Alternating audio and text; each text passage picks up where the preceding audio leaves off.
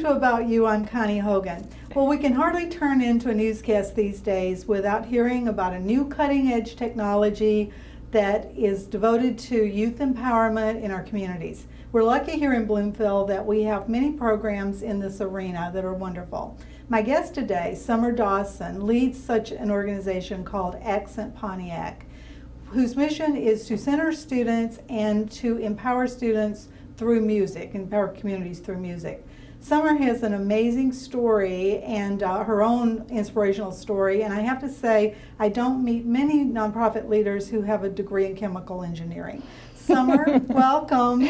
Thank you, Connie. We got the memo today about yes, the yes, okay, yes. so we're all good.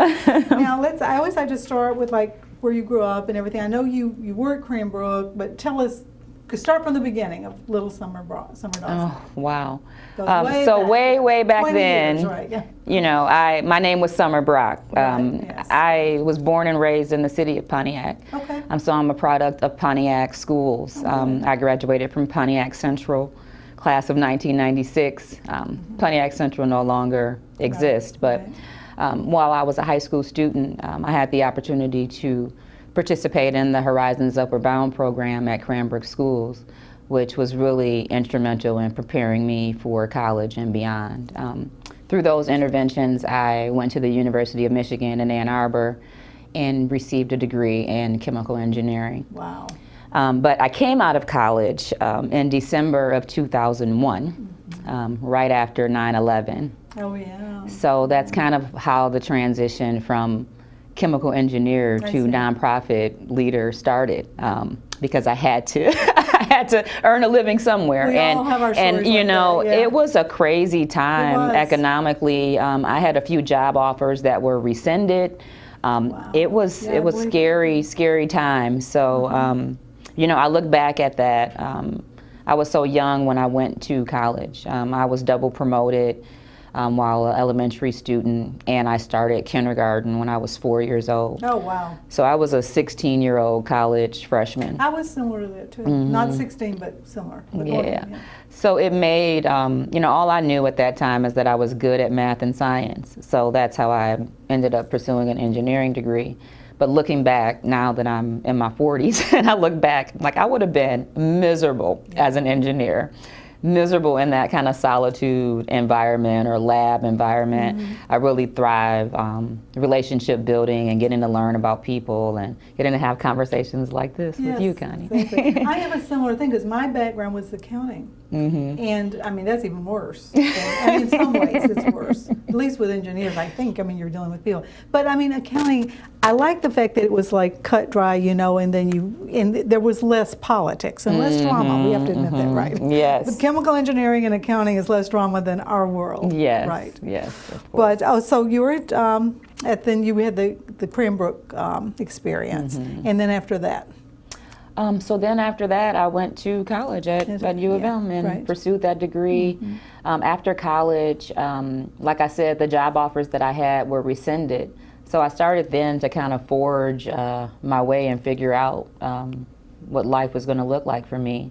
One of the first things I did was become a substitute teacher in the city of Pontiac, for Pontiac School District. I did that for a couple of years. I had some success. I actually took over a couple of classes long term, and after that I over the summer went to Kelly Temp Service of all places, and they placed me at the Jewish Academy of Metropolitan Detroit as a temporary front office receptionist. The Jewish Academy is now the Frankel Jewish Academy. Oh yeah, I know it. But, Yes, so I had an opportunity to work there prior to the Capitol campaign that changed the name of the Jewish Academy. And I worked there for about 6 years. And I think that was the time in my life when I realized that fundraising and development, working with nonprofits and raising money from people was an actual profession. Right. I don't think I'd learned that before. I say all the time, nobody ever came to Career Day and said that you can be a nonprofit fundraiser. But anyway, you know, I really thrived at the Jewish Academy. I worked in several different job functions, everything from the admissions department to different development functions. So Cool. it was a great environment to kind of learn a skill set for fundraising. I bet, yeah. Yeah. Because I know, well, the Franklin name, obviously, you know. Yeah, super generous community, very Yes, it is. easy Yes, to it is, fundraise in Yes. this environment. Yes. I know was at an event not too long ago at the Hillel School yeah, down there. And it was interesting to see that because it's a little red farmhouse, you know, and it's cute. I mean, it's right there. But then you get the big heavy hitters come in there, and it was so much fun just to be part of that. And I was lucky because I was just a guest; I wasn't having to actually work, right? You know, so but it was, you could see. I know exactly that community you're talking about. So now for a while you were at the zoo. So that's that's why I have this outfit. I mean, animals are my everything. That's my number one thing. So tell us all about that. So it's interesting. I was actually working at a startup nonprofit, well, it was a startup in this community. At the time, it was called Playworks Detroit. Oh, okay. They're now Playworks Michigan. Okay. And the Detroit Zoo was hiring an annual giving manager. Now, every fundraising or nonprofit job I'd had up until that point was jack of all trades. It was single person development shop. That means that you do all of the things, right? You wear all the hats. You write the grants, you solicit for corporate gifts, you write direct appeal letters, you know, wow. It's the whole gamut. Yeah. You plan events, you know, whatever it takes to raise the dollars. So the Detroit Zoo gave me the opportunity to specialize in something. And that's a biggie too. It was the one time, you know, I think about in my career where I was able to focus in on one thing, which was the annual fund, and kind of develop an expertise around annual fund. So I'm really grateful that the zoo gave me that opportunity. I had some great success there too. We increased annual fund revenue while I was there. Did some great stewardship. I saw some of that, yeah. It was a great opportunity. I was there when fundraising was happening for the Pope Penguin Conservation Center, the new home for the penguins. I remember that. I might have been I like to go to Sunset at the zoo. Yeah, that is one of my favorites. Well, I'll tell you, to the people that work at the zoo, it is the worst day of their lives. Now, are they having it? Did they just have it already this year? I think it either just happened or is, I think it's usually at the end of June. Well, see, this had confused me, and they do this. I know they had to do it after COVID, but all these organizations were moving things, the main things like that, to like September. And they had a real problem with that because the days get much shorter in mid-September. So we're walking along there at the zoo. There were no lights. And you're hearing like roars and stuff, you know. We were scared. I don't know, you know, if there, so I noticed the other day I was kind of upset because it was like, oh my God, they already had it. And I don't know how I missed it. I probably just missed it in my emails or whatever. But I think they did have it. So they must have gone back to June because I know they had like the end of June. So, but it's a great event, for the people who go. Yes, it's lots of fun, but definitely all hands on deck activity for zoo staff. Oh my God, I can just imagine. So we've talked a lot about what's got you to where you are now. So let's do a deep dive onto Accent Pontiac because I know it's just great, and I'm going to put this up maybe to the camera above my head and just tell us all you want to know about it. And then we're going to talk about, you just had the golf outing too. So I guess a little bit of background about Accent Pontiac is that we started in 2016. So we're coming up on a 10-year anniversary in a couple of years. So that's exciting.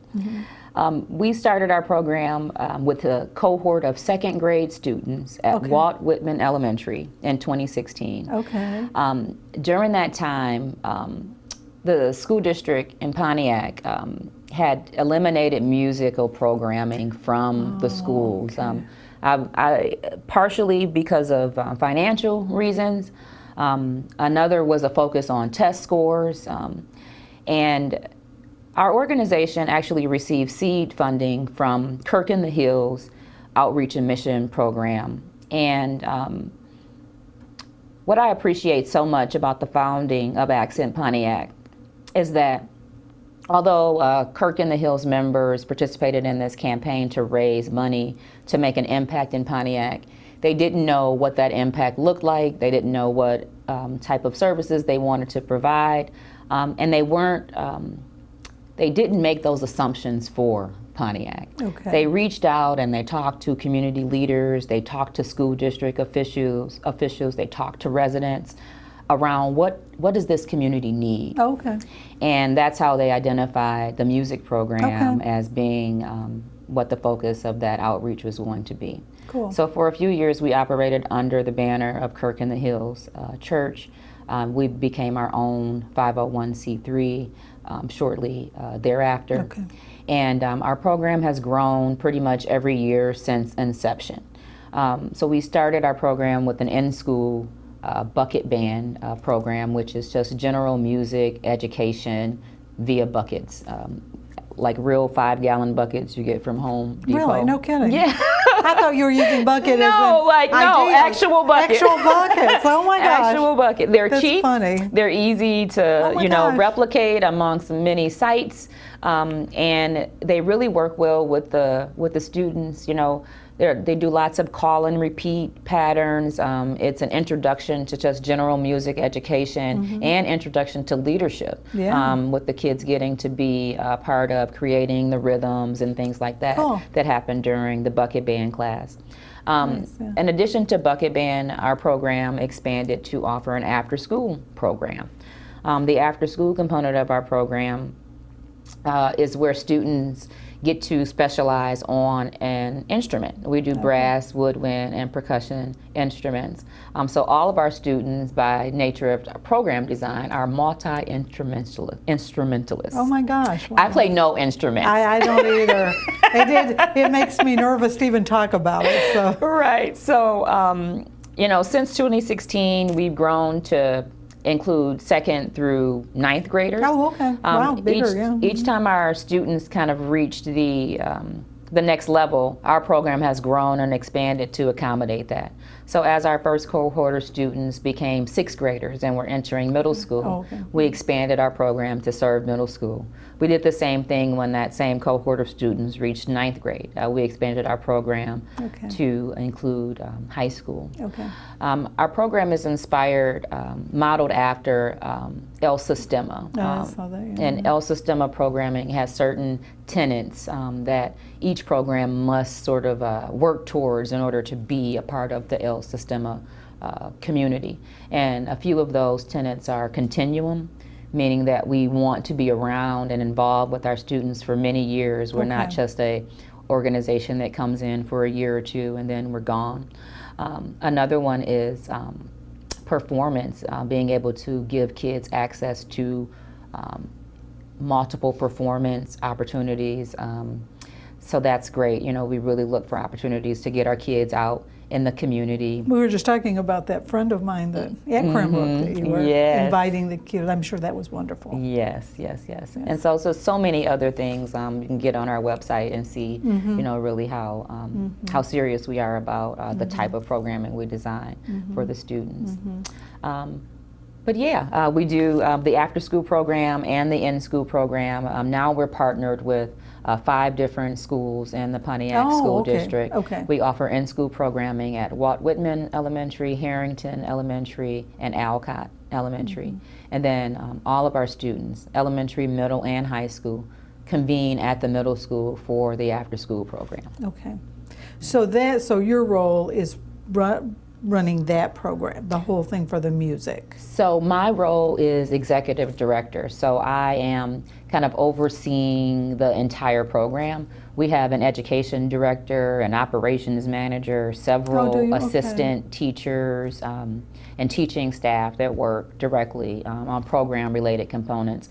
We also have a staff director of development, someone whose job is exclusively fundraising for the organization. So I get an opportunity to do things like this, represent Accent, be the face for the organization. I'm behind the scenes building relationships with funders. Although I might not be drafting the grant application, I'm sort of getting the conversation started behind the scenes. And really using my existing relationships within the city of Pontiac. It's all about networking, right? To kind of make sure that we stay top of mind, that we can, get a meeting with the superintendent when our MOU needs to be signed, that we can talk about a transportation partnership with school district officials.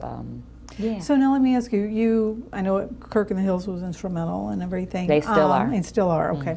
So do you get funding from like United Way, state, federal, all of the above? We do. We are very heavily grant funded. We get state funding.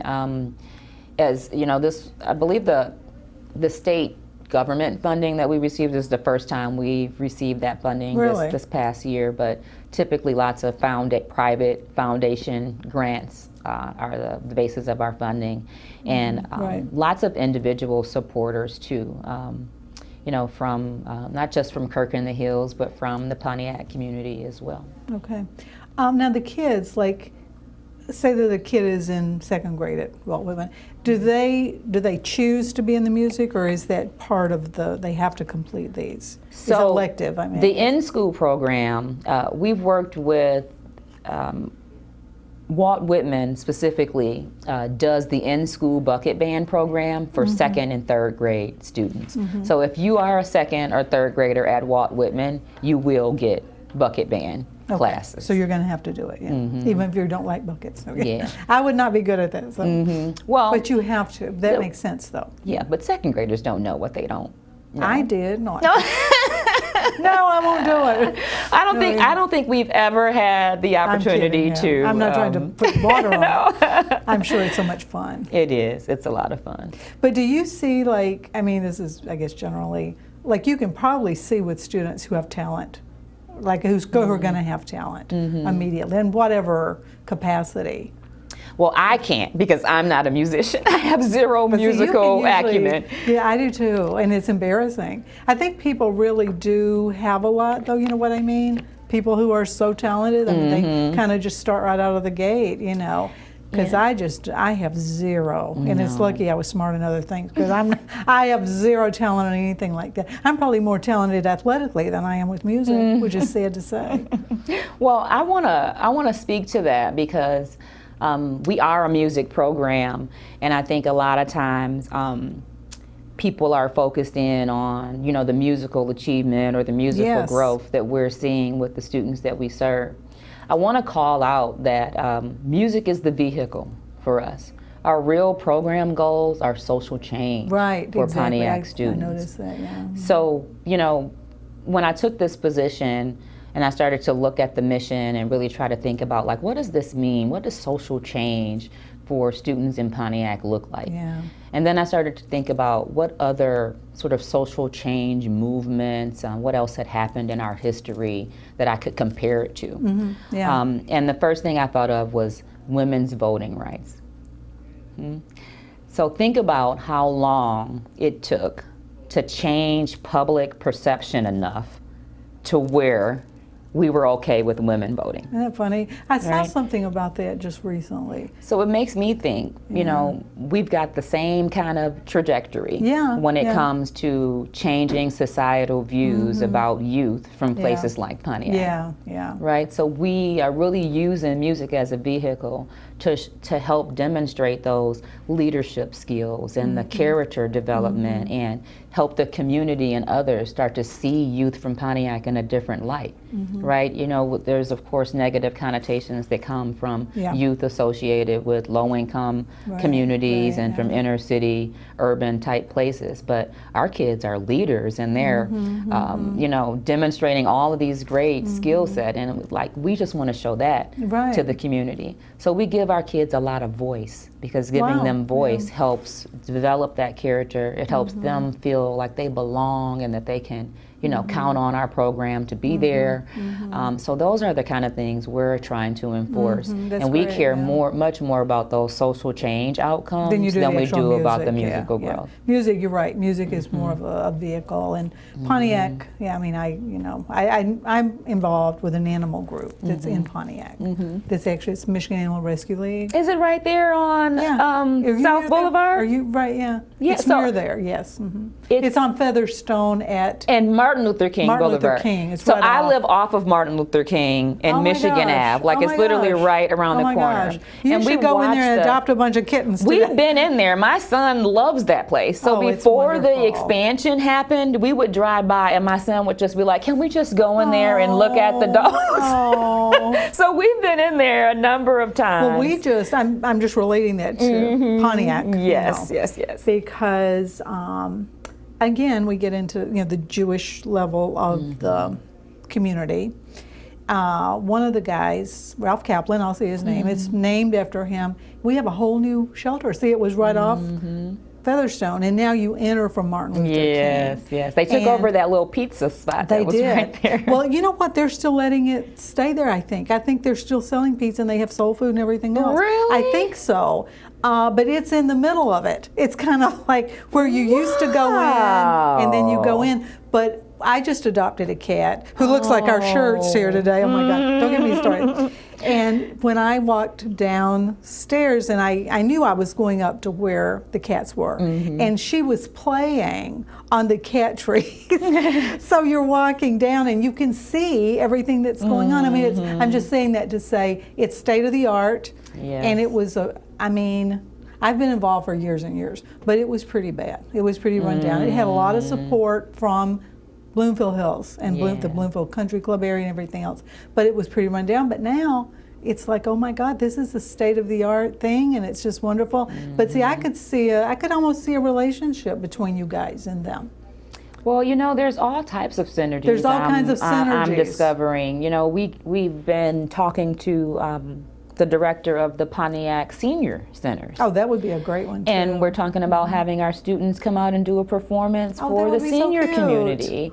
In fact, we'll be at the Bowen Center in Pontiac on July 25th at 5:30. Our students are going to do a performance there. The farm area there? No, on Bagley Street, right in Pontiac, near Cobb's Funeral Home, is the Bowen Senior Center. And it'll be right outside in the parking lot area. Well, that'll be fun. The seniors are super excited. They're bringing their lawn chairs. Oh my gosh. See, this is the kind of stuff that nonprofit generally is just so much fun. When you're free to explore those kind of things. In fact, I have something percolating. We'll talk about it offline because we have something coming up and they're looking for people. And I know they're kids, but I'm not sure. I don't know that there's an age requirement. They were trying to get the Motor City Lyric Opera, which they're pretty professional down in Detroit, where you're dressing up in like Prince and Princess royalty, old-fashioned stuff, and going out within an event that we do. Okay. And I may have discovered something. I'll be a big hero again with the organization. So anyway, tell us some fundraising. I know you did the golf outing recently. How did that go? It went really well. So you got how many golfers did you have? A little bit under 50. Well, that's pretty good. I want to see us, the golf outing is almost one of our longest standing events outside of our 5K race. Oh, okay. So I'd like to see it grow a little bigger, a little larger than it is. But it's, the Links at Crystal Lakes is an amazing partner. It is nice, yeah. The golf course is fantastic. Our golfers seem to really enjoy golfing there. And this year, we added a component. Our organization is in Pontiac. We feel some obligation to support the Pontiac community in any way we can, which is why our golf outing is at the Links. Yeah, I figured that, yeah. But at the same time, the thought was that, we could have, Pontiac residents participate in the golf outing. We've kept our golf outing relatively cheap for probably the last 5 years. I think it was $100 a golfer. For 18 holes? Yeah, for 18 holes. So this past year, we increased the price to $125. So I told my board chair, I said, nothing still costs the same in 2024 as it did in 2018, except our golf outing. Tell her too that some of these outings for some of these nonprofits are $250. Well, they're like $1,000, $1,500 for a foursome. Per person. Per person. Oh wow, that's a lot. Of course, it's Oakland Hills. It's whatever, but still. Well, the one that I'm doing an animal one on Sunday, and it was like $175. Yeah. And that's considered cheap. Yeah, So. that's what I said. $125 is even still That's cheap. very cheap, and that's a nice course too. I've played there. But the thought was that, we keep the price low so that Pontiac that's how this residents thing can is. participate. Right, exactly. And I said it could probably be free. And we probably wouldn't have a ton of Pontiac residents golf, participating, right. I'm like, but mini golf is a different story. Funny. So we were super excited to add the mini golf component. That's such a tricky thing. It is, but I think that's where knowing your community and sort of thinking outside the box, right? Test it and see how it goes. Yeah. Well, we're coming, if you can believe it, we're already coming to the 5 minutes. Okay, I'm sorry, I thought it was less than that. Okay, so you were talking about a run too, though. You had a 5K run. We will have one in the fall. Okay. Every September we have a 5K. I think it's that first. Might be like the first Saturday in November. It's we create the 5K route starting from Kirk in the Hills. So we always have to get with city officials. Oh my yeah, gosh. but the last couple of years there's been all this construction and stuff happening in that area that has really impacted our route. But I think this year we're going to actually be able to run around the water again. So that'll be really nice. That's about as nice as any location you would have. Yes. I mean, it's to get. Yes.